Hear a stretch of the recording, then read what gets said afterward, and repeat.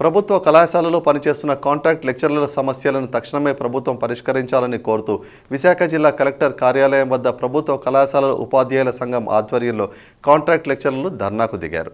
దీనికి మద్దతు తెలిపిన ఉత్తరాంధ్ర పట్టభద్రుల ఎమ్మెల్సీ అభ్యర్థి శ్రీనివాస్ ప్రభుత్వ నియంతృత్వ ధోరణిపై ఆగ్రహం వ్యక్తం చేశారు. ప్రధానంగా కాంట్రాక్ట్ లెక్చరర్ల క్రమబద్ధీకరణ విషయంలో ప్రభుత్వం వ్యవహరిస్తున్న తీరుపై తీవ్ర స్థాయిలో ధ్వజమెత్తారు. కార్పొరేట్ కళాశాలలకు దీటుగా విద్యార్థులు అత్యధిక ఉత్తీర్ణ శాతాన్ని సాధించడంలో కాంట్రాక్ట్ లెక్చరర్లది కీలక పాత్ర పోషిస్తున్నప్పటికీ ప్రభుత్వం వీరిపై నిర్లక్ష్యం వహించడం సరికాదని అన్నారు. ఇప్పటికైనా ప్రభుత్వం స్పందించి తక్షణమే కాంట్రాక్ట్ లెక్చరర్ల సమస్యలను పరిష్కరించాలని డిమాండ్ చేశారు.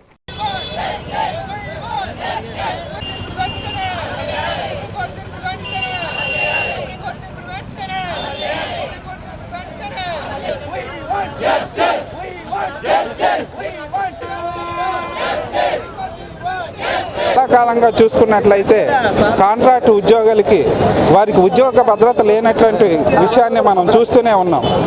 చిన్న చిన్న షాపుల్లో ఆఫీసుల్లో పనిచేసుకున్నటువంటి వాళ్ళకైనా మినిమం వేజ్ యాక్ట్ అని వారికి చట్టబద్ధత కల్పిస్తూ వారికి కొన్ని యాక్ట్లు కల్పిస్తూ వారికి ఉద్యోగ భద్రత ఉండాలి, వారు ఏదైనా తీసేస్తే వారికి కాంపన్సేషన్ ఇవ్వాలి, ఈ రకమైనటువంటి అనేక చట్టాలు గవర్నమెంట్ పెట్టి మరి ప్రభుత్వ ఉద్యోగాల్లో కల్పించినటువంటి ఉద్యోగ విధానానికి మాత్రం తూట్లు పొడుస్తూ వారి శ్రమని వారికి ఉన్నటువంటి శ్రమని దోచుకుంటూ వారి మానసిక స్థైర్యాన్ని దెబ్బతీసే విధంగా ఈరోజు ప్రభుత్వాలు కానీ గత ప్రభుత్వాలు కానీ పనిచేస్తూ ఉన్నటువంటి విషయాలన్నీ మనం చూస్తున్నాం.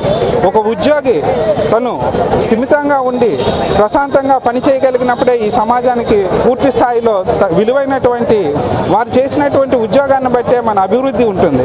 మరి అభివృద్ధిలో వారి కుటుంబాలన్నీ కూడా మానసిక వేదనకు గురయ్యేటటువంటి విధానాన్ని ఈరోజు ప్రభుత్వాలు అవలంబిస్తున్నాయంటే వాటన్నిటి మీద కూడా ఉద్యమించాల్సిన అవసరం ఎంతైనా ఉంది. ప్రజలందరూ కూడా ఇది ప్రజల ఉద్యమం కావాలి, ప్రజలందరూ కూడా మమేకం కావాలి.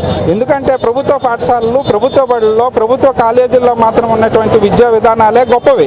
ఆ విషయాన్ని ప్రతి ఒక్కరూ గుర్తించాలి. ఈరోజు ప్రైవేట్ కాలేజీలో, ప్రైవేట్ స్కూల్లో జాయిన్ చేసినంత మాత్రం ఏదో మనకు పక్కనే ఉన్నారు సౌలభ్యంగా ఉందని జాయిన్ చేయొచ్చు, కానీ అక్కడ వచ్చినటువంటి విద్యార్థులు కానీ వాళ్ళు మీరు గమనించినట్లయితే వారు నాయకులుగా ఎవరు తయారవ్వట్లేదు.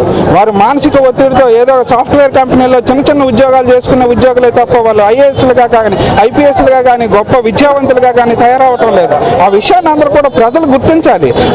మన ప్రభుత్వాలు దేనికి ఏర్పడ్డాయంటే ప్రభుత్వ పాఠశాలలు, ప్రభుత్వ గవర్నమెంట్ హాస్పిటల్లు, ప్రభుత్వ సంబంధించినటువంటి సంస్థలన్నింటినీ కూడా ప్రక్షాళన చేయడానికి, వాటిని రక్షించుకోవడానికి, ఆ ఉద్యోగాలకు భద్రత కల్పించడానికే ప్రభుత్వాలు ఉన్నాయన్నటువంటి విషయాన్ని ప్రభుత్వాలు గుర్తించి వారికి తగినటువంటి న్యాయాన్ని సమకూర్చాలని మీ అందరి తరపు నుంచి వారి తరపు నుంచి కూడా ప్రభుత్వాలకు అల్టిమేటం జారీ చేస్తారు.